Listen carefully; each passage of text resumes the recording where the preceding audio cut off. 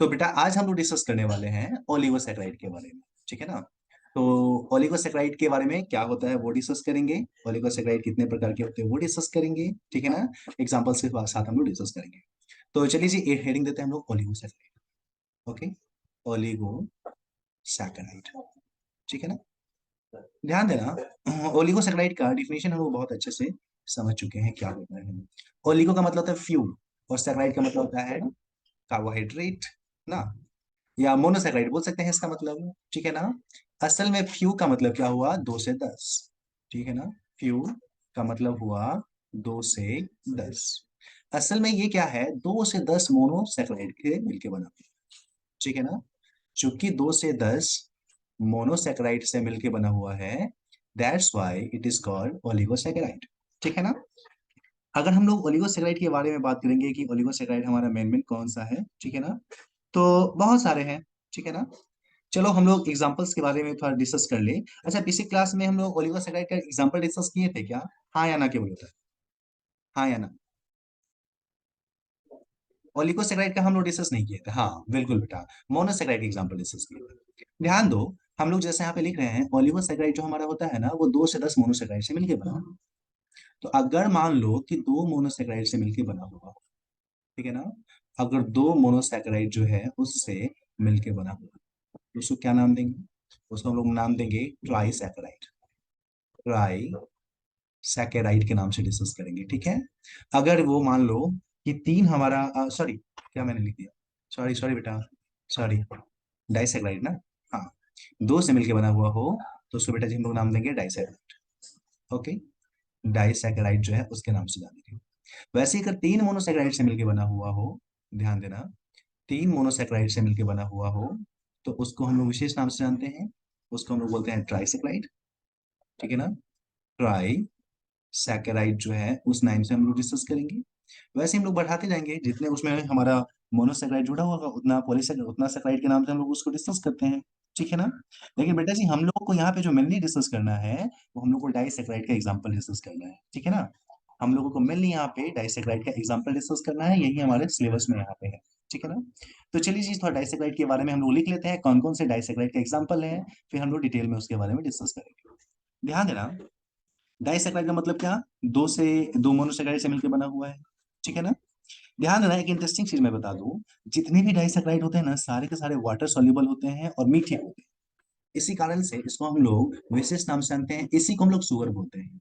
ऐसे मैं लिख सकता हूँ कि ऑल डाइसैकेराइड, या सिंपली मैं यही पे लिख देता हूँ, हटाओ ना, ये जितने भी डाइसैकेराइड होते हैं वो वाटर सॉल्युबल होते हैं, ठीक है ना। वाटर में सॉल्युबल होंगे, और वाटर में सॉल्युबल होने के साथ साथ वो स्वीट भी होते हैं, मीठे भी होते हैं, ठीक है ना। क्योंकि वो स्वीट भी है और वाटर सॉल्युबल भी है, इसी कारण से जितने जितने भी डाइसैकेराइड होते हैं उसको हम लोग विशेष नाम से जानते हैं। उन सारे डाइसैकेराइड को हम लोग बोलते हैं शुगर, ठीक है ना। तो बेटा जी अगर आपसे कोई पूछ दे व्हाट इज शुगर, शुगर क्या है, तो आप क्या नाम देंगे? शुगर जो हमारा है ना, जो मीठा होता है और वाटर सॉल्युबल होता है उसको शुगर बोलते हैं, वैसे कार्बोहाइड्रेट को शुगर बोलते हैं। और इसका एग्जाम्पल क्या है, तो जितने भी डाइसैकेराइड्स हैं these are the example of this sugar. Okay, चलो थोड़ा एग्जाम्पल भी डिस्कस कर ले डाइसैकेराइड का। बहुत सारे एग्जाम्पल्स हैं हम लोगों को पढ़ना है, लेकिन मेन मेन एग्जाम्पल मैं आपको बताता हूँ। सबसे पहला एग्जाम्पल हम लोग पढ़ेंगे माल्टोज, ठीक है ना। दूसरा जो हम लोग पढ़ने वाले हैं उसमें वो है हमारा लैक्टोज, ठीक है। लैक्टोज हम लोग डिस्कस करेंगे। लैक्टोज के अलावा हम लोग देखेंगे तो हम लोग सुक्रोज के बारे में बात करेंगे, ठीक है ना। सुक्रोज के बारे में बात करेंगे। सुक्रोज के अलावा हम लोग देखेंगे, एक मैं एग्जांपल और लिखता हूं, हालांकि ये इतना इंपॉर्टेंट नहीं है अपने लिए, फिर भी ट्री हैलोज, ट्री हैलोज, ठीक है ना। तो इतने सारे एग्जांपल्स हमने डाइसैकेराइड के यहाँ पे लिखे, ठीक है ना। तो चलिए जी सबके बारे में थोड़ा थोड़ा सा हम लोग डिस्कस कर लेते हैं यहाँ पे अपने एक्नॉलेजमेंट के लिए। ध्यान देना, अगर हम लोग यहाँ पे बात करेंगे माल्टोज के बारे में, तो माल्टोज कोई ना कोई 2 मोनोसैकेराइड का बना हुआ होगा, कौन कौन सा है? तो बेटा ध्यान देना, ये असल में माल्टोज को तुम तोड़ोगे ना तो उसमें 2 ग्लूकोज मिलेगा, ये बना हुआ होता है ग्लूकोज प्लस ग्लूकोज का, ठीक है ना। वैसे ही अगर हम लोग लैक्टोज को तोड़ेंगे तो ये ग्लूकोज प्लस ग्लैक्टोज जो होता है उसका बना हुआ होता है, ठीक है ना। वैसे सुक्रोज को तुम देखोगे ना, तो सुक्रोज, सुमी क्या कर रहे हो, 1 मिनट तुम लोग साथ नहीं रह सकते हो, बदमाशी एकदम करके रखना है, थोड़ा सा छोड़ते हैं बदमाशी स्टार्ट। बुद्धू कहेंगे। एक सेकंड चैन नहीं रहना है इन लोगों को। रुको तुम। हाँ चलो ध्यान दें। अगर सुक्रोज का एग्जांपल देखेंगे तो सुक्रोज किससे मिलकर बना हुआ है? ये बना हुआ है ग्लूकोज प्लस फ्रुक्टोज। कितना मेहनत से मैं क्लास ले रहा हूँ कि आप लोगों का क्लास जो है वो बीच में गैप ना हो। समझ रहे हो? और तुम बदमाशी की जा रहे हो। चलो ये सुक्रोज हमारा है। सुक्रोज के बाद हम लोग देखते हैं, सुक्रोज के बाद अगर हम लोग देखें नेक्स्ट, तो नेक्स्ट हमारा ट्री हेलोज जो है ना, उसके बारे में बात करेंगे। तो ये भी हमारा दो ठो ग्लूकोज का ही बना हुआ होता है। ट्री हेलोज भी ग्लूकोज का ही बना हुआ होता है, लेकिन ऊपर वाले ग्लूकोज से इस ग्लूकोज में डिफरेंस है। क्या डिफरेंस है हम लोग डिस्कस करेंगे थोड़ी देर में। ठीक है ना बेटा? तो यहाँ पे ओलिगोसैकेराइड के बारे में हमने क्या क्या डिस्कस किया, ध्यान दो। हमने डिस्कस किया ओलिगोसैकेराइड 2 से 10 मोनोसैकेराइड से मिलकर बना हुआ होता है। ठीक है ना?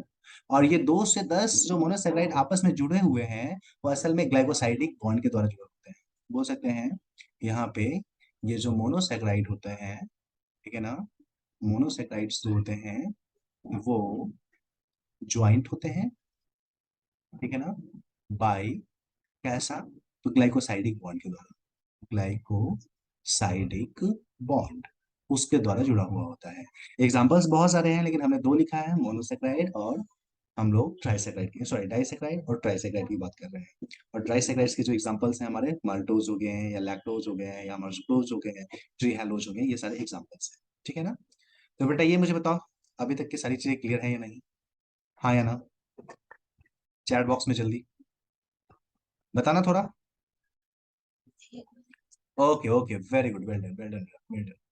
Okay good. गुड फतिया। आज बच्चे बहुत कम है, क्या बात है? क्लास थोड़ा सा डिसकंटिन्यू किया हुआ है, सब गायब हो गया। सारे बच्चे गायब हैं। चलो बेटा। हाँ, तो चलो ये चीजें हम लोग डिस्कस कर लिए। थोड़ा सा हम एक दो स्ट्रक्चर भी देख लेते हैं, क्या बेटा? ओके। हाँ मैं देख रहा हूँ फतेह, सारे गर्ल्स ही हैं। ओके। चलो ध्यान दो। हम लोग थोड़ा सा कुछ एग्जांपल्स की बात कर लेते हैं बेटा, ठीक है ना? एग्जांपल्स में ऐसा करता हूँ ना, मैं सबसे पहले हम लोग माल्टोज का ये स्ट्रक्चर बना, ठीक है ना? माल्टोज का ही हम लोग थोड़ा स्ट्रक्चर बना लेते हैं, ध्यान दो मैं नीचे में यही बता, माल्टोज से स्ट्रक्चर बना के देखता हूँ कैसा वो दिखेगा। ध्यान देना। माल्टोज में क्या होता है यहाँ पे समझना। ये हमारा ऑक्सीजन है, ऑक्सीजन के साथ ये एक कार्बन, ये एक कार्बन, ये एक कार्बन, ये भी एक कार्बन है, ये भी एक कार्बन है। इस तरीके से हमारा ये जुड़ा हुआ है। और इसमें हमारा पहला नंबर जो हमारा कार्बन है वो यहाँ पे है। ऊपर में लगा हुआ है H, नीचे लगा हुआ है OH। यहाँ पे लगा हुआ है हमारा OH, ये हमारा लगा हुआ है H। यहाँ पे है हमारा H, थर्ड नंबर कार्बन पे ये है OH। यहाँ पे देखेंगे तो ऊपर में H, नीचे में OH, ठीक है ना? और यहाँ पे हम लोग देखेंगे तो ऊपर में H, नीचे में, सॉरी नीचे में H, ऊपर में CH2OH। ठीक कर लीजिए। एक, हाँ, यहाँ पे है CH2OH। इस तरीके का स्ट्रक्चर जो है यहाँ पे प्रेजेंट है। ठीक है ना? चलो थोड़ा और हम लोग डिस्कस कर लें, दूसरा भी स्ट्रक्चर बना लें। दूसरा स्ट्रक्चर भी ऐसे बनाते हैं। पहला, दो, तीन, चार, एक मिनट सॉरी, गड़बड़ हो गया थोड़ा सा। ओके, थोड़ा सा मैं ठीक से बोलूँ। ओके बेटा, ध्यान दो। कुछ इस तरीके से स्ट्रक्चर ये देखने को मिलेगा, ऐसा स्ट्रक्चर होता है। यहाँ पे भी ऐसे ही बना लेता हूँ मैं। ये जो हमारा हमने यहाँ पे जो फिगर बनाया है ना, ये असल में हमारा ग्लूकोज है। ऐसा ही ग्लूकोज होता है सर्कल में। ये है ग्लूकोज, ठीक है ना? ध्यान दो। H, OH, ऐसे मैं बना देता हूँ OH, H, OH, H, OH, H, और ऊपर में CH2OH। कार्बन का नंबर देखो, ग्लूकोज में 6 कार्बन होते हैं। ये पहला नंबर कार्बन, ये दूसरा नंबर कार्बन, यहाँ पे तीसरा नंबर होगा, ये चौथा नंबर होगा, ये पांचवा नंबर होगा, छठा नंबर कार्बन बाहर में। वैसा ही स्ट्रक्चर ये भी होगा। दोनों ग्लूकोज है, ठीक है ना? तो उन दोनों ग्लूकोज के बीच में कहाँ पे बॉन्ड होता है वो ध्यान, इंटरेस्टिंग वो चीज है, ठीक है ना? असल में तुम क्या देखोगे, यहाँ पे इसका जो OH है वो इसके एक H के साथ रिएक्शन, यहाँ पे सिंपली समझो रिएक्शन। और रिएक्शन जैसे ही होंगी होगा क्या, यहाँ से पानी निकलेगा ना, एक पानी यहाँ से निकलेगा। और एक पानी जब निकलेगा तो देखो ना, यहाँ पे दो ठो हाइड्रोजन, दो ठो ऑक्सीजन, दो ठो हाइड्रोजन निकल गया, एक ऑक्सीजन निकल गया। एक ऑक्सीजन तो फंस जाएगा ना, तो वो ऑक्सीजन इन दोनों के बीच में होगा, ठीक है ना? और ये स्ट्रक्चर कैसा दिखेगा, चलो मैं यहाँ पे फिर से बना देता हूँ। ये ऑक्सीजन में थोड़ा रफली बना देता हूँ, एक मिनट। 1 मिनट, मैं रफली यहाँ पे फिगर फिर से बना के ड्रॉ करके दिखाता हूँ। ये ऑक्सीजन कुछ इस तरीके से, ये ऑक्सीजन कुछ इस तरीके से। बाद बाकी स्ट्रक्चर्स आप समझ रहे हैं, जो यहाँ पे चिन्हिंग आया वो मेरी, यहाँ पे H था, यहाँ पे OH था पहला नंबर कार्बन पे, और यहाँ पे चौथा नंबर कार्बन पे OH H, ठीक है ना। तो यहाँ पे हुआ क्या है, ध्यान दो, यहाँ पे ये दोनों आपस में रिएक्ट करके पानी को निकाला है, और जैसे ही यहाँ से पानी निकलेगी बेटा जी, ध्यान दीजिए, यहाँ पे इन दोनों के बीच में क्या फंस जाएगा, इन दोनों के बीच में फंस जाएगा एक ठो ऑक्सीजन नीचे की तरफ, ऐसे ना। तो यहाँ पे तुम मुझे बताओ, यहाँ पे जो बॉन्ड हमारा बना है, इस रिंग के कौन से carbon, 1 number, 2 number, 4 number, 5 number, कौन से नंबर पे ये हमारा बना है बॉन्ड, बताना। ये कितना नंबर कार्बन है, चैट बॉक्स में बताओ तो, जल्दी मुझे बताना चैट बॉक्स में बेटा, वो कितना नंबर कार्बन है जो मैंने यहाँ पे डॉट किया, जल्दी। ओके एक्सलेंट, क्या बात है, हाँ बिल्कुल बेटा जी, हाँ। रेशमी फर्स्ट नंबर होगा बेटा, फर्स्ट नंबर कार्बन है ना, ये पहला कार्बन है, ये फर्स्ट नंबर कार्बन पे बना है। और यहाँ पे ये वाला कार्बन कितना नंबर होगा बताना मुझे चैट बॉक्स में, जल्दी, क्या बात है नरगिस, एक्सलेंट बेटा, ये 4 नंबर कार्बन है ना। तो यहाँ पे ये जो बॉन्ड बना बेटा जी, ये किसके किसके बीच में बना, एक का तो 1 नंबर कार्बन है, दूसरे का है 4 नंबर कार्बन, समझना मेरी बात, एक का है फर्स्ट नंबर कार्बन, दूसरे का है 4 नंबर कार्बन, ठीक है ना। तो यहाँ पे जो बॉन्ड बना है, इस बॉन्ड को हम लोग बोलते हैं ग्लाइकोसाइडिक बॉन्ड, ध्यान देना बेटा, इसको हम लोग बोलेंगे, ये जो हमारा लिंकेज है या बॉन्ड है, इसको हम लोग बोलेंगे बेटा जी ग्लाइकोसाइडिक बॉन्ड, ठीक है ना। और किसके किसके बीच में बन रहा है, पहले नंबर कार्बन एंड चौथा नंबर कार्बन के बीच में बन रहा है, इसलिए लिखेंगे 1,4 ग्लाइकोसाइडिक बॉन्ड, ठीक है ना।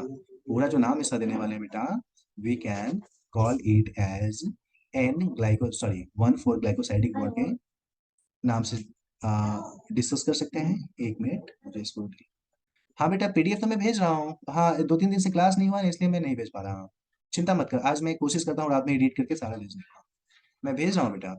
ओके, ध्यान दो, तो इस बॉन्ड को हम लोग बोलेंगे ग्लाइकोसाइडिक बॉन्ड, 1,4 ग्लाइकोसाइडिक बॉन्ड, ठीक है ना। हाँ बेटा मैं भेज दूंगा, आज ही मैं भेजता हूँ। बायोमोलिक्यूल्स का हैंड रिटन नोट्स मिल चुका है तुम लोगों को या नहीं भेजा गया है, बताना मुझे। नहीं, अच्छा ठीक है, मैं भेज देता हूँ, आज ही मैं भेजता हूँ। ओके ओके, ओके बेटा, ओके मैं आज ही भेजता हूँ, ठीक है। तो यहाँ पे इस तरीके से 1,4 ग्लाइकोसाइडिक बॉन्ड जो है यहाँ पे देखने को मिलेगा, ठीक है ना। 1,4 ग्लाइकोसाइडिक बॉन्ड जो है वो हम लोगों को देखने को मिला, ठीक है ना। मतलब क्या है, यहाँ पे बोल सकते हैं दो मोनोसेक्राइड के बीच में जो होता है ना, वो 1,4 ग्लाइकोसाइडिक बॉन्ड यहाँ पे प्रेजेंट है। जनरली जितने भी है ना, उस सब में 1,4 ग्लाइकोसाइडिक बॉन्ड ही है, इसमें भी 1,4 होगा, इसमें भी 1,4, इसमें भी 1,4, इसमें भी 1,4, सब में 1,4 ग्लाइकोसाइडिक बॉन्ड जो होता है वही प्रेजेंट होता है, कुछ एक्सेप्शंस को छोड़कर, ठीक है ना। अगर हम लोग बात करेंगे, ध्यान देना, अगर माल्टोज को देखेंगे तो उसमें 1,4 ग्लाइकोसाइडिक बॉन्ड है, मैं लिख देता हूँ यहाँ पे, ठीक है ना, यहाँ पे 1,4 ग्लाइकोसाइडिक बॉन्ड है, ठीक है ना। अगर हम लोग उसके बाद लैक्टोज की बात करेंगे, तो बेटा जी यहाँ पे भी 1,4 ग्लाइकोसाइडिक बॉन्ड ही है, 1,4 ग्लाइकोसाइडिक बॉन्ड यहाँ पे भी अवेलेबल है, ठीक है ना। सुक्रोज को हम लोग देखें बेटा, तो सुक्रोज में भी हम लोग देखेंगे ना, तो यहाँ पे भी 1,4 ग्लाइकोसाइडिक बॉन्ड ही होता है, ठीक है ना। और बाद बाकी में भी देखेंगे तो सब में ऐसे ही बना हुआ है, ठीक है ना। तो याद रखना है कि 1,4 ग्लाइकोसाइडिक बॉन्ड जो है डाइसैकाराइड में जनरली एग्जिस्ट करता है, ये चीजें हमें यहाँ पे दिमाग में रखनी है, ठीक है ना। तो ये सारी चीजें क्लियर यहाँ पे हुआ कि नहीं, हाँ या ना, चैट बॉक्स में मुझे बताना, हाँ या ना, जल्दी। ओके बेटा, very good, excellent excellent, okay good, चलो जी ठीक है, गुड बेटा। आगे बढ़ते हैं हम लोग, ओलिगोसैकेराइड में इतना ही डिस्कस करना है, ओलिगोसैकेराइड क्या है, कौन से बॉन्ड प्रेजेंट होते हैं, इतना अपने लिए काफी है, ठीक है ना। चलिए जी, इसको अपन क्लियर करते हैं और अपन चलते हैं नेक्स्ट वाले पे, नेक्स्ट हम लोग बोलते हैं पॉलीसैकेराइड। ओके, चलिए जी पॉलीसैकेराइड की बात कर लेता हूँ, हेडिंग दे लेता हूँ पॉलीसैकेराइड। ओके, पॉलीसैकेराइड के नाम से अपन डिस्कस करेंगे, पहले वर्ड को हम लोग क्लियरिफाई कर लेते हैं। As the name is suggesting, poly, poly का मतलब है बहुत सारे, मेनी ना। असल में क्या है, यहाँ पे मेनी सैकराइड्स हैं, बहुत सारे सैकराइड्स ना, यहाँ पे बहुत सारे मोनोसैकराइड्स हैं, मेनी मोनोसैकराइड है यहाँ पे, यहाँ पे बहुत सारे मोनोसैकराइड है, ठीक है ना। और बहुत सारे मोनोसैकराइड का मतलब क्या हुआ, 10 से ज्यादा ना, मोर देन 10, मोर देन 10, क्योंकि 10 तक अगर होता तब तो हमारा मोनोसेक्राइड हो जाता ना, सॉरी ओलिगोसेक्राइड हो जाता ना। तो चलो इसको डिफाइन कैसे करोगे? इसको बोल सकते हो कि ये क्या है, तो हम बोल सकते हैं कि ये हमारा एक तरीके का कार्बोहाइड्रेट है, जो कि फॉर्म्ड होता है बाय मोर देन कितना, तो 10 मोनोसेक्राइड्स ना, 10 से ज्यादा मोनोसेक्राइड से मिलकर बना हुआ होता है, जो कि लिंक्ड है या एक दूसरे से जुड़ा हुआ है, जो कि लिंक टुगेदर है बाय किसके द्वारा, तो बोल सकते हैं ग्लाइकोसाइडिक बॉन्ड के द्वारा ना, ग्लाइकोसाइडिक बॉन्ड जो होते हैं उससे मिलके बना हुआ है। ठीक है बेटा, तो इस तरीके से हम लोग यहाँ पे डिफिनीशन जो है उस डिफिनीशन को हम लोग यहाँ पे क्लेरिफाई कर सकते हैं। जब आप पूछ रही है सर माल्टोज का स्ट्रक्चर बनाई थी क्या, हाँ बेटा वो माल्टोज का स्ट्रक्चर था, बिल्कुल एकदम सही कह रही हो, बिल्कुल सही कह रही हो। पीछे वाला जो डायग्राम हमने बनाया था वो माल्टोज का था। ओके, तो ये पॉलीसेक्राइड का डिफिनीशन क्लियर है बेटा, हाँ या ना, जल्दी मुझे बताना। ओके, वेरी गुड बेटा, चलो ठीक है, वेरी गुड। हाँ, ओके वेरी गुड बेटा। चलिए इसका डिफिनीशन हम लोग थोड़ा क्लेरिफाई कर लेते हैं। ओके, डिफिनेशन तो क्लेरिफाई है हमारा, थोड़ा कुछ और भी जान लेते हैं। बेटा एक चीज बताएं, पॉलीसेकेराइड जनरली जो है ना पानी में नहीं घुलता है, ध्यान देना, ये जनरली वाटर इंसॉल्युबल होता है, वाटर में घुलनशील नहीं है, ठीक है ना। और उसके साथ साथ तुम उसको टेस्ट करोगे तो ये मीठा भी नहीं होगा, स्वीट भी नहीं होता है। तो बताइए इसको शुगर बोला जाए या नहीं, इसको शुगर बोला जाए हाँ या ना, जल्दी। बिल्कुल नहीं बोला जाता, बिल्कुल ओके, इसको शुगर नहीं बोलेंगे क्योंकि ये मीठा नहीं है और पानी में घुलता भी नहीं है। तो पॉलीसेकेराइड को कभी भी हम लोग जो है ना शुगर के नाम से नहीं जानते, ठीक है ना। ध्यान देना बेटा, अगर हम लोग देखेंगे इसके नाम के बारे में, तो इसका नाम के बारे में एक इंटरेस्टिंग चीज क्या पता है, इसके नाम के पीछे में जनरली एन होता है, एक वर्ड होता है सफिक्स ए एन, ये जुड़ा हुआ होता है इसके नाम में, ठीक है ना। देखेंगे हम लोग, पता चलेगा इसके नाम के पीछे एन जोड़ा जाता है, ठीक है ना। इसी कारण से इसको हम लोग एक विशेष नाम से भी जानते हैं, इसको हम लोग ग्लाइकैन के नाम से भी जानते हैं, ग्लाइकैन, ठीक है ना। तो कोई पूछे तुमसे कि ग्लाइकैन क्यों बोला जाता है पॉलीसेकेराइड को, तो तुम बता सकते हो कि भाई ऐसा है, वाकया यहाँ पे ऐसा है कि इस नाम के पीछे एन जोड़ा जाता है, क्योंकि इसके नाम के पीछे एन जोड़ा जाता है इसलिए इसको हम लोग ग्लाइकैन के नाम से भी डिस्कस करते हैं, ठीक है ना। चलो ध्यान दो, कुछ और भी डिस्कस करते हैं। ध्यान देना, अगर हम लोग बात करेंगे कि ये कितने प्रकार का है, पॉलीसेकेराइड का टाइप कितना है, ठीक है ना। तो इसके तुम यूनिट को देख लो, यूनिट के आधार पे तुम पॉलीसेकेराइड को दो ग्रुप में ये क्यों जोड़ा जाता है, मेथड तो होगा बेटा इसका, मतलब कि नोमेनक्लेचर है, नामकरण की पद्धति है। आशवी तो इतना लेट क्यों है, आशवी बताना मुझे, नामकरण की पद्धति है बेटा और कुछ नहीं। चलो हम लोग पॉलीसेकेराइड की टाइप की बात करते हैं। ओके, पॉलीसेकेराइड जो है उसके टाइप की बात कर लेते हैं, ठीक है ना। बेटा अगर हम लोग पॉलीसेकेराइड की बात की टाइप की बात करेंगे ना, तो पॉलीसेकेराइड जनरली हमारा जो है ना दो तरीके का मिलता है। सनवाज तुम लेट क्यों हो अभी इतना, चैट बॉक्स में जल्दी बताओ मुझे, शहनवाज लेट क्यों हो। ओके, पॉलीसेकेराइड दो तरीके का है, उसमें देखना है कि सारे के सारे सेम मोनोसेकेराइड है या नहीं, ठीक है ना। मोनोसेकेराइड जो है सारे के सारे सेम है या नहीं, अगर सेम है तो एक जैसा होगा, और डिफरेंट है तो फिर उसका नाम अलग करेंगे हम। अगर सारे के सारे सेम मोनोसेकेराइड है तो उसको हम लोग विशेष नाम से जानते हैं, उसको हम लोग नाम देते हैं होमो पॉलीसेकेराइड, ठीक है ना। अगर एक तरीके का सारे के सारे उसमें मोनोसेकेराइड प्रेजेंट हो तो उसको हम लोग होमो पॉलीसेकेराइड के नाम से डिस्कस करते हैं। जबकि अगर डिफरेंट मोनोसेकेराइड उसमें, ध्यान देना, अगर उसमें डिफरेंट मोनोसेकेराइड हो, बेटा जो विशेष नाम से जानेंगे उसको हम लोग बोलेंगे हेटेरो पॉलीसेकेराइड, ठीक है ना।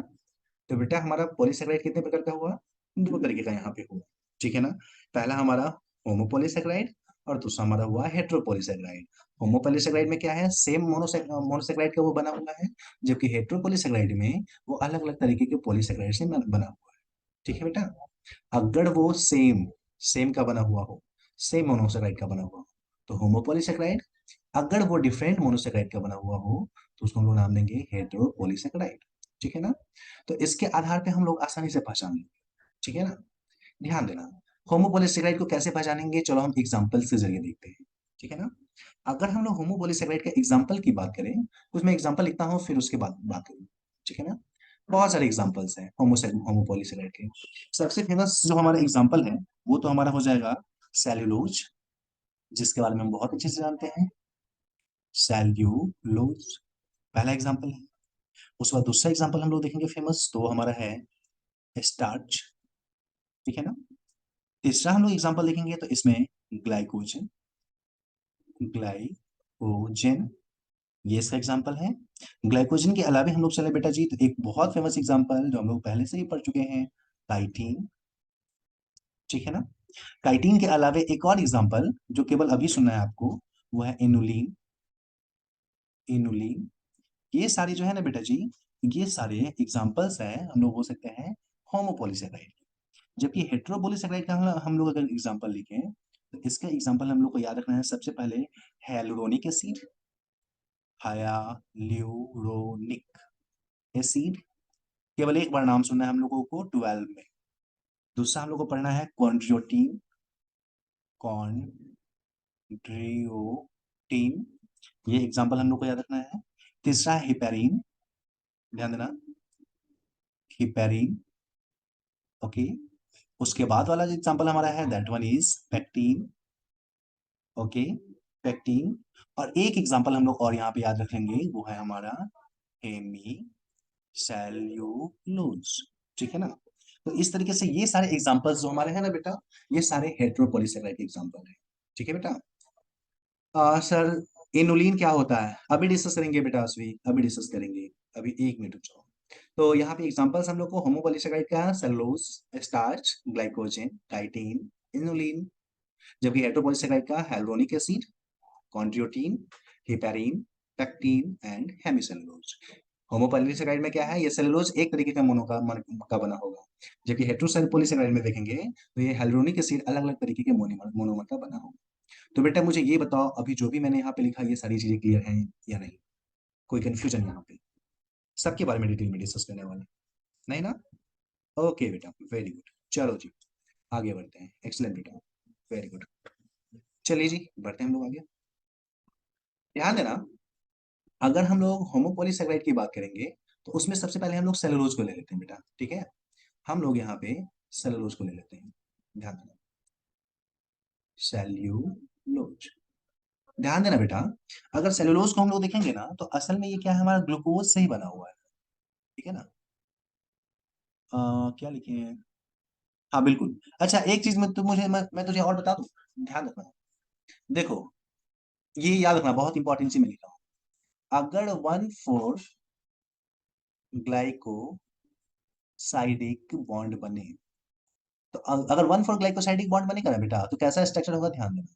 तुमको लगा क्या ये हमारा एक मोनोसेकेराइड है, फिर 1,4 ग्लाइकोसाइडिक बॉन्ड के जरिए जुड़ा, फिर 1,4 ग्लाइकोसाइडिक बॉन्ड के जरिए जुड़ा, इस तरीके से ये लगातार लीनियर स्ट्रक्चर का निर्माण करेगा, ध्यान देना, ये लगातार लाइन का निर्माण करेगा। ये कैसा स्ट्रक्चर बनाएगा, ये बनाएगा लीनियर स्ट्रक्चर, ये लीनियर स्ट्रक्चर का निर्माण करेगा बेटा। ठीक है ना, कभी कभी एक और बॉन्ड बन जाता है जिसका नाम है 1,6 ग्लाइकोसाइडिक बॉन्ड।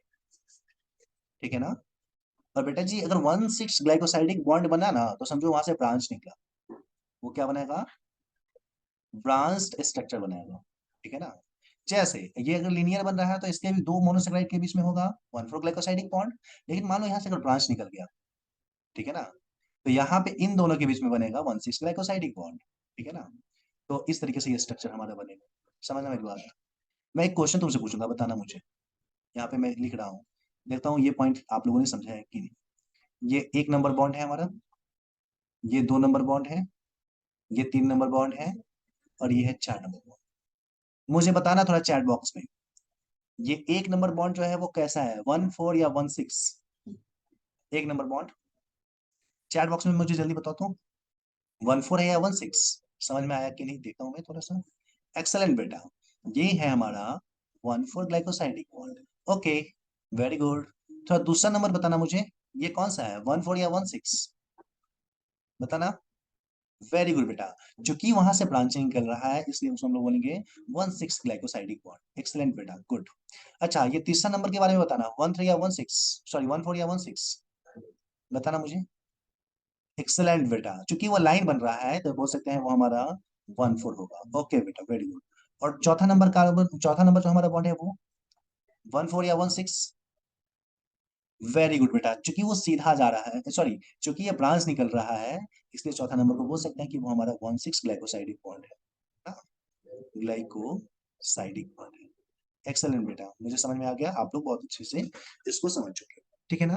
तो बेटा जी ये ध्यान रखना है, कभी भी पॉलीसेकेराइड को देखेंगे ना तो सीधा लाइन बन रहा है या वो ब्रांच बन रहा है वो हमें पता चलेगा उसका कहाँ से, मतलब कौन सा बॉन्ड वहां पे प्रेजेंट है, इस आधार पे पता कर सकते हैं, ठीक है ना। तो चलिए सेलुलोज के बारे में थोड़ा डिस्कस कर लें, ठीक है ना। एक मिनट रुकना बेटा, एक मिनट, एक मिनट।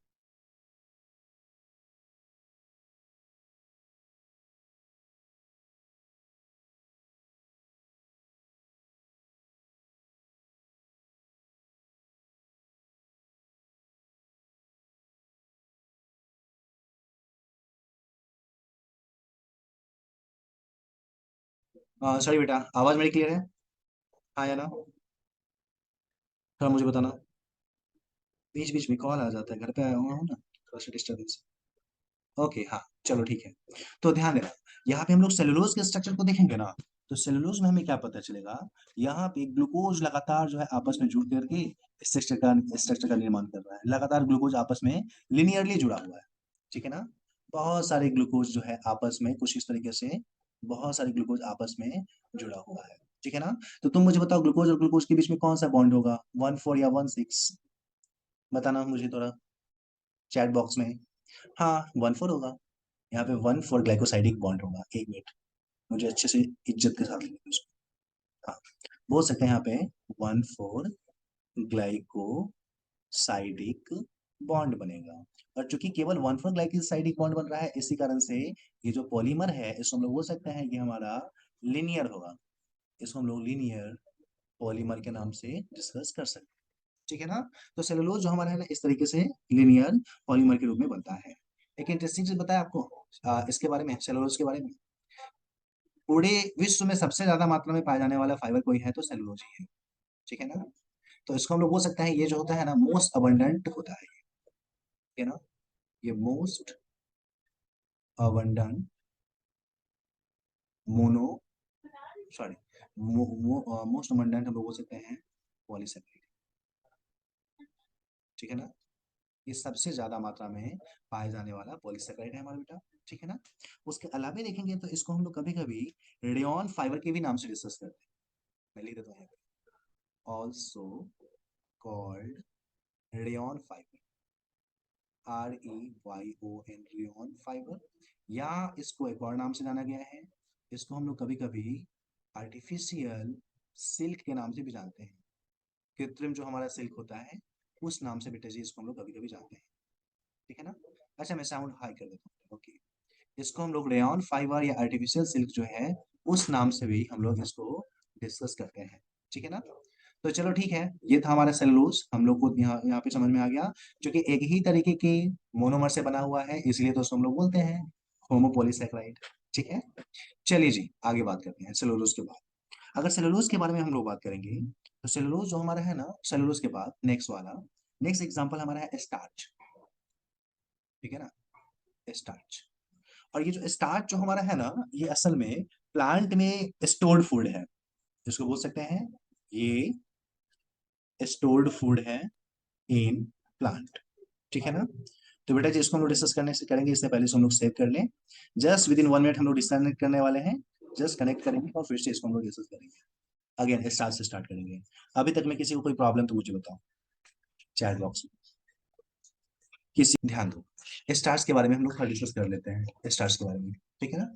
ध्यान देना, अगर हम लोग स्टार्स के बारे में बात करेंगे बेटा, ध्यान दो, अगर अपन स्टार्स पे, चलो फोकस करो यहाँ, ध्यान दो, अगर स्टार्च के बारे में, अरे स्टार्च तो हाँ, स्टार्च के बारे में अगर हम लोग बात करेंगे तो ये क्या है हमारा, प्लांट में खाना रखने का सबसे बड़ा सा सोर्स स्रोत यही है, ये स्टोर्ड फूड है। बोल सकते हैं इसके बारे में, ये है स्टोर्ड फूड। किस में? तो इन प्लांट्स, प्लांट में इसी के फॉर्म में खाना जमा होता है। ठीक है बेटा। चलो इसके अलावा बात करें हम लोग, अगर तुम देखोगे तो ये दो तरीके का होता है बेटा। स्टार्च जो हमारा होता है ना, इसका दो रूप है, दो प्रकार। कौन कौन सा? मैं यहाँ पे वन बाई वन लिखता हूँ। पहला जो स्टार्च होता है बेटा, उसमें तुम क्या देखोगे पता है तुमको? देखो इसका मोनोमर तो ग्लूकोज ही है, ध्यान देना। इसका जो मोनोमर होता है ना, जो इसका इकाई है, यूनिट जिसको हम लोग बोलते हैं, इसका बेटा जी यूनिट जो होता है मोनोमर, ठीक है ना, तुम देखोगे तो इसका मोनोमर ग्लूकोज ही है। ठीक है ना, इसका मोनोमर ग्लूकोज ही है। बट इंटरेस्टिंग चीज क्या है पता है बेटा? इसका जो ग्लूकोज मोनोमर है वो कितना लंबा है, इस बात पे निर्भर करेगा ये। ठीक है ना, अगर ऐसा हो ये अनब्रांच्ड हो, ठीक है ना, अगर ये अनब्रांच्ड हो, मतलब इसमें कोई ब्रांचिंग नहीं, तो ही बता, अगर अनब्रांचिंग है तो कौन सा बॉन्ड होगा, 1,4 या 1,6? चैट बॉक्स में बताना थोड़ा जल्दी। हाँ 1,4, वेरी गुड बेटा, वेरी गुड। ये अनब्रांच्ड है, मतलब क्या यहाँ पे ओनली क्या होगा, 1,4 ग्लाइकोसाइडिक बॉन्ड होगा। ठीक है ना, ग्लाइकोसाइडिक बॉन्ड होगा। ठीक है ना, और इस तरीके से अगर ये अनब्रांच्ड हो और इसमें केवल 1,4 ग्लाइकोसाइडिक बॉन्ड हो बेटा जी, तो इसको लोग विशेष नाम से जानेंगे, ध्यान देना। अगर ऐसा स्टार्च कहीं पे दिख गया जो अनब्रांच्ड हो और जिसमें केवल और केवल एक ही ग्लाइकोसाइड, मतलब एक ही प्रकार का ग्लाइकोसाइडिक बॉन्ड हो और वो हो 1,4, ठीक है ना, तो ऐसे स्टार्च को हम लोग विशेष नाम से जानते हैं। इसको हम लोग नाम देते हैं एमाइलोज, AMYLOSE, एमाइलोज बोलते हैं बेटा। ठीक है ना, जबकि दूसरा में देखो, दूसरे वाले में देखोगे ना तो वो ब्रांच्ड है। ठीक है ना, उसमें ब्रांचिंग है। ठीक है ना, तो ब्रांच का मतलब क्या हुआ, 1,4 तो यहाँ पे होगा ही होगा बेटा। ठीक है ना, 1,4 के बिना तो वो लाइन बनेगा ही नहीं। ठीक है ना, ब्रांच होने का मतलब हम लोग बोल सकते हैं कि 1,6 ग्लाइकोसाइडिक बॉन्ड जो है वो भी प्रेजेंट है। ठीक है ना, इट इज ऑल्सो प्रेजेंट। ठीक है ना, चूंकि यहाँ पे 1,6 ग्लाइकोसाइडिक बॉन्ड भी प्रेजेंट है बेटा, इसीलिए इसको हम लोग विशेष नाम से जानने वाले हैं। इसको हम लोग क्या नाम देंगे, तो इसको हम लोग बोलेंगे एमाइलोपेक्टिन। वर्ड पे ध्यान देना बेटा, इसको हम लोग विशेष नाम से जानेंगे, इसको हम लोग बोलेंगे एमाइलोपैक्टिन, AMYLOPECTIN। ठीक है ना, तो बेटा जी स्टार्च कितनी प्रकार का हुआ, एक ब्रांचिंग वाला, एक तो सीनियर सीधे लीनियर मॉलिक्यूल हो जाएगा, ऐसा ऐसे ऐसे सीधे ऐसे लाइन ग्लूकोज का आपस में जुड़ता चला जाएगा 1,4 ग्लाइकोसाइडिक बॉन्ड के जरिए, ये हमारा हुआ एमाइलोज। ठीक है ना, जबकि ऐसा हो कि यहाँ पे ब्रांचिंग इस तरीके से लीनियर भी हो, लेकिन बीच बीच से यहाँ से क्या हो, ब्रांचिंग निकल जाए उसका। ठीक है ना, इस तरीके से ब्रांचिंग निकल जाए, फिर से यहाँ से इस तरीके से ब्रांचिंग निकल जाए। ठीक है ना, अगर ब्रांचिंग भी बनता रहे तो हम लोग उसको विशेष नाम से आनेंगे, उसको बोलेंगे हम लोग एमाइलोपेक्टिन। ठीक है ना, तो स्टार्च दो तरीके का हुआ बेटा, वो क्लियर है कि नहीं? अभी जो मैंने बताया वो क्लियर है कि नहीं, हाँ या ना, चैट बॉक्स में मुझे बताना जल्दी। Excellent, very good Khatiba, Azrun, very good Farheen, okay, Nargis, okay Aasvi, Adiba, very good बेटा, crystal clear, thank you. Okay, आगे बढ़ते हैं। चल एक दो पॉइंट मैं तुमको एक्स्ट्रा बता रहा हूँ, बर्दाश्त करना है इसको। आपके सर जो है ना ऑर्गेनिक केमिस्ट्री में बताएंगे, मैं एक्स्ट्रा बता रहा हूँ क्योंकि क्वेश्चन वगैरह अपन बनाएंगे ना, तो वहां पे आ जाएगा, वहां पे बोलोगे सर मैंने, आपने नहीं बताया। ठीक है ना, तो चलिए जी एक दो पॉइंट बर्दाश्त कीजिएगा। ठीक है ना, जैसे अगर तुम एमाइलोज को तो तुम आयोडीन में डालोगे ना तो ब्लू कलर का हो जाएगा। ठीक है ना, अगर तुम एमाइलोज को डालोगे, ठीक है ना, अगर उसको आयोडीन में डालोगे, ठीक है ना, तो बेटा जी वो ब्लू ब्लू रंग का दिखना स्टार्ट हो जाता है, ब्लू कलर छोड़ता है वो। पहला पॉइंट ये हम लोग को याद रखना है, एमाइलोज को पानी में डालेंगे तो वो हमारा ब्लू कलर में को दिखाएगा, जबकि अगर तुम एमाइलोपैक्टिन को डालोगे, ठीक है ना, अगर एमाइलोपैक्टिन को तुम पानी में डालोगे, ठीक है ना, अगर इसको पानी में डालोगे बेटा, तो ये ब्लू ना देख करके रेड दिखना स्टार्ट हो जाता है, रेड कलर का हो जाता है। ठीक है ना, तो ये दो इंपॉर्टेंट पॉइंट है, ये टेस्ट है एक तरीके से एमाइलोज और एमाइलोपैक्टिन का। ठीक है ना, अगर आयोडीन जो है एमाइलोज है तो वो ब्लू कलर का हो जाएगा, एमाइलोपैक्टिन है तो रेड कलर का हो जाएगा। ये इंपॉर्टेंट पॉइंट है, इसका टेस्ट है, इस टेस्ट को हम लोग को याद रखना है। अगर आयोडीन के प्रेजेंस में वो ब्लू हो गया तो एमाइलोज, अगर रेड हो गया तो एमाइलोपेक्टिन। मेरे अंदर से ये चीज तो तुमको याद होगा, इतना भारी चीज तो हमने नहीं बता दिया कोई ना। चलो ठीक है, तो यहाँ पे ब्लू और रेड क्या है, ये चीज तुम्हारे दिमाग में क्लियर होना चाहिए, ठीक है ना। ब्लू रेड जो है वो क्या है, अपने को दिमाग में रखना पड़ेगा। बहुत बार क्वेश्चन बनाएंगे ना तो अपने पास ये चीजें आ जाएगी।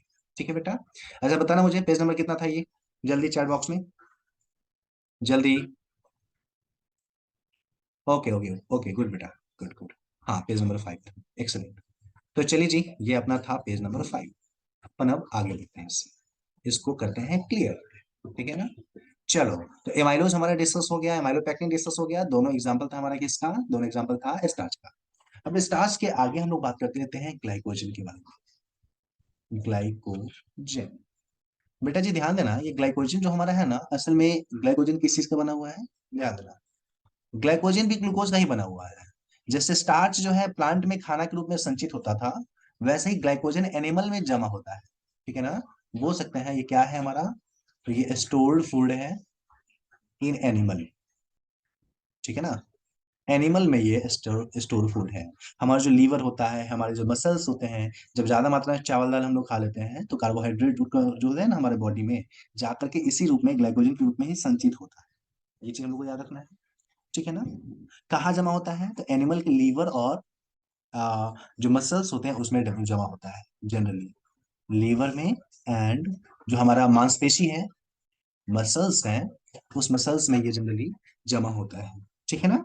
ध्यान देना, इसका भी अगर यूनिट हम लोग देखेंगे किस चीज का बना हुआ है, तो वही हमारा ग्लूकोज ना।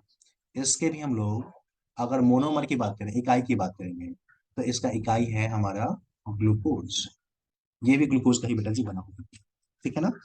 चूंकि ये एनिमल में स्टोर्ड होता है, इसीलिए इसको हम लोग विशेष नाम से जानते हैं, इसको हम लोग एक और नाम से जानते हैं, ऑल्सो कॉल्ड क्या, तो इसको हम लोग एनिमल स्टार्च के भी नाम से जानते हैं बेटा, एनिमल स्टार्च के भी नाम से डिस्कस करते हैं। जैसे प्लांट में स्टार्च जमा हो रहा था, वैसे यहाँ पे एनिमल में स्टार्च जमा हो रहा है। इसी कारण से बेटा जिसको हम लोग एनिमल स्टार्च के नाम से भी डिस्कस करते हैं, ठीक है ना। और वही कहानी, जैसे वहां पे 1,4 ग्लाइकोसाइडिक बॉन्ड था, उसके साथ साथ 1,6 ग्लाइकोसाइडिक बॉन्ड भी था, वैसे यहाँ पे भी है 1,4 ग्लाइकोसाइडिक बॉन्ड, वो होगा इसमें प्रेजेंट, जो कि इसको एक लंबाई बनाएगा। जबकि इसमें उसके अलावे तुम देखोगे 1,6 ग्लाइकोसाइडिक बॉन्ड भी होगा, ठीक है ना, जो उसको ब्रांचिंग बनाएगा। जैसे इस तरीके से देखो, 1,4 आपस में जुड़ता चला गया, 1,4 के जुड़ने के कारण से क्या हुआ, लिनियर बना। यहाँ से एक 1,6 आ गया, और फिर 1,4 है, फिर 1,4 है, फिर 1,4 है, 1,4 है, 1,4 है, ठीक है ना। फिर से 1,6 1,4 1,4 1,4। तो इस तरीके से लगातार इसमें जो ब्रांचिंग है, लगातार इस तरीके से टूटता रहता है, इस तरह से टूटता रहता है, ठीक है ना। तो ग्लाइकोजन का भी स्ट्रक्चर कुछ हद तक हम लोग बोल सकते हैं स्टार्च से मिलता जुलता है, ठीक है ना। बेटा याद रखना, ग्लाइकोजन को भी अगर आयोडीन में डाल दोगे तो रेड कलर देगा, ठीक है ना। हम बोल सकते हैं कि ग्लाइकोजन, यहीं पे मैं लिख देता हूँ, यहीं पे लिख देता हूँ, जैसे माइलोपेक्टिन रेड कलर दे रहा था, वैसे ये भी, ठीक है ना, गिव्स कैसा, तो रेड कलर। कहाँ, तो बोल सकते हैं व्हेन kept इन, किसमें, आयोडीन। जब इसको आयोडीन में डालते हैं तो ये भी हमारा जो है ना, बोल सकते हैं कि रेड कलर में, मतलब कि कलर जो है वो शो करता है, ठीक है ना बेटा। तो ये था हमारा ग्लाइकोजन, ठीक है। ग्लाइकोजन में किसी को कोई प्रॉब्लम, चैट बॉक्स में जल्दी बताओ मुझे, एनीबडी, किसी को भी। ओके वेरी गुड, एक्सलेंट बेटा, एक्सलेंट। चलो ठीक है, ग्लाइकोजन से आगे हम लोग चलते हैं। अब हम लोग चलते हैं काइटीन के बारे में, बहुत इंपॉर्टेंट है बेटा, काइटीन। ग्लाइकोजन से ज्यादा इंपॉर्टेंट है अपने लिए काइटीन, ठीक है ना। ध्यान देना, अगर बेटा जी हम लोग काइटीन की बात करेंगे, तो काइटीन भी हमारा होमोपॉलीसेकेराइड का ही एग्जांपल है, मतलब इसका भी जो यूनिट है वो एक ही जैसे चीजों से बना हुआ है ये, ठीक है ना। काइटीन के अगर हम लोग मोनोमर की बात करेंगे, पहले मोनोमर की बात करेंगे, मोनोमर की बात करेंगे, तो बेटा इसका जो मोनोमर होता है ना, उसका विशेष नाम है, उसको हम लोग नाम देते हैं काइटीन के मोनोमर को एन एसिटाइल ग्लूकोजामीन, ये नाग के नाम से जानते हैं, नाग। पूरा नाम क्या है इसका, पूरा नाम है एन, एन मतलब नाइट्रोजन, एसिटाइल ग्लूकोजामीन, ठीक है ना। और यही एन एसिटाइल ग्लूकोजामिन आपस में जुड़ जुड़ के इस तरीके से एकदम लिनियर पॉलीमर का निर्माण करता है, और यही लिनियर पॉलीमर जो है उसको हम लोग बोलते हैं क्या, जिसको नाम देते हैं काइटिन। ठीक है ना। यहाँ पे तुमको याद क्या रखना है, ये जो हमारा काइटिन है, ध्यान दो, काइटिन जो हमारा है ना एन एसिटाइल ग्लूकोजामिन का बना हुआ होता है, ठीक है ना। और ये पूरे विश्व में ये क्या नाम था, सेलुलोज के बाद सबसे ज्यादा मात्रा में पाया जाने वाला पॉलीसेक्राइड या फाइबर है, फाइबर बोलना ज्यादा सही है। ठीक है ना। तो हम या ऑर्गेनिक मॉलिक्यूल भी बोले वो भी सही है। ठीक है ना। ये जो होता है ना, most abundant organic molecule, organic molecule, ठीक है ना, किसके बाद ध्यान देना, सेकेंड मोस्ट अबंडेंट बोलेंगे, सॉरी सेकेंड, ये जो है ना सेकेंड दूसरा नंबर पे सबसे ज्यादा मात्रा में पाए जाने वाला ऑर्गेनिक मॉलिक्यूल है, हम लोग को ये याद रखना है। Second most abundant organic molecule पूरे पृथ्वी पर ये है। ठीक है बेटा। अच्छा, तुम लोगों में से कोई क्या बता सकता है ये काइटिन किस ऑर्गेनिज्म में पाया जाता है, किसी को याद है क्या, कोई भी? क्या बात है, रेशमी बता दी। वेरी गुड बेटा, एक्सेलेंट। अरे काइटिन का सेल वॉल, हाँ सॉरी, फंजाई का सेल वॉल बेटा, फंजाई का सेल वॉल इसी का तो एग्जांपल है। उसके अलावे जो अर्थ्रोपोडा होता है उसका एक्सोस्केलेटन, बाहर का जो कंकाल होता है ना, हम बोल सकते हैं एक्सो एस्केलेटन ऑफ किसका, अर्थ्रोपोड, अर्थ्रोपोड्स जो होते हैं उसका एक्सोस्केलेटन भी इसी चीज का बना हुआ था बेटा जी। ठीक है ना। एक्सेलेंट। तो ये किस किस चीज का एग्जांपल है, कहाँ कहाँ पे काइटिन पाया जाता है, हमारे दिमाग में ये चीज होना चाहिए। ठीक है ना। तो ये काइटिन है, चलो इसके अलावा एक मैं यहीं पे घेर के बता देता हूँ इनुलिन के बारे में। नेक्स्ट एक और होमोपोलीसेकेराइड का एग्जांपल है हमारा, वो है इनुलिन। ठीक है ना। ध्यान देना बेटा, इनुलिन जो है ना इसके बारे में थोड़ा सा हम लोग सुन लेंगे। ठीक है ना। उतना ज्यादा ये इंपॉर्टेंट हमारे लिए डिटेल में डिस्कस करने की जरूरत नहीं है। इनुलिन को तुम देखोगे ना, तो ये हमारा जो है ना असल में ये लीनियर पॉलीमर है फ्रुक्टोज का। ठीक है ना। ये जो होता है ना ये होता है लीनियर पॉलीमर ऑफ फ्रुक्टोज। ठीक है ना। ये फ्रुक्टोज का लीनियर पॉलीमर इसमें होता है। और एक इंटरेस्टिंग चीज मैं आपको बताऊं, ध्यान देना, एक इंटरेस्टिंग चीज यहाँ पे ये है, ये जो फ्रुक्टोज जो होता है ना, जिसका लीनियर पॉलीमर ये हमारा है, ध्यान देना, असल में ये फ्रुक्टोज आपस में जुड़ा हुआ है 1,4 के साथ नहीं, 1,2 के साथ। यहाँ पे जो बॉन्ड होता है वो बॉन्ड होता है 1,2 ग्लाइकोसाइडिक। ठीक है ना। इसमें जो बॉन्ड होते हैं दीज आर 1,2 ग्लाइकोसाइडिक बॉन्ड के एक इंटरेस्टिंग फैक्ट है बेटा। ठीक है ना। उसके अलावा अगर हम लोग देखें बेटा जी, और क्या, ठीक है ना, तो पता है तुमको, आगे हम लोग बात करेंगे, किसी आदमी का किडनी खराब होता है तो किडनी उसका यूरिन कितना बना रहा है कितना नहीं बना रहा है, उसको पता करने के लिए इनुलिन का बड़ा ही इंपॉर्टेंस है। ठीक है ना। ये जो है ना, हम बोल सकते हैं ग्लोमेरुलर फिल्ट्रेशन रेट, किडनी खराब जो होता है तो उसके जीएफआर को पता करने के लिए यूज किया जाता है। ठीक है ना। यूज्ड फॉर मेजरिंग क्या, बहुत इंपॉर्टेंट है ये, जीएफआर, जीएफआर ऑफ किडनी। अब जीएफआर क्या होता है हम लोग उसके बारे में डिस्कस करने वाले हैं बेटा जी, जब हम लोग ह्यूमन फिजियो पढ़ेंगे। मैं लिख देता हूँ यहाँ पे, ग्लोमेरुलर फिल्ट्रेशन रेट। ठीक है ना। ये ग्लोमेरुलर फिल्ट्रेशन रेट को पता करने के लिए रिस्पॉन्सिबल होता है। क्या होता है, ये जैसे डॉक्टर क्या करेगा ना, तुम्हारे बॉडी के अंदर में कुछ इनुलिन डाल देगा और देखेगा यूरिन में कितना देर के बाद सारा का सारा ये इनुलिन छट के आ गया, छन के आ गया, और उसके छनने के आधार पे हम लोग पता कर लेते हैं किडनी किडनी हमारा कितना बचा हुआ है कितना खराब है ना। तो किडनी के हेल्थ को पता करने के लिए इसका इस्तेमाल किया जाता है। ठीक है ना। तो ये था हमारा होमोपोलीसेक्राइड। आई थिंक होमोपोलीसेक्राइड एकदम क्लियर हो गया। अगली क्लास में हम लोग डिस्कस करने वाले हैं हेट्रोपोलीसेक्राइड।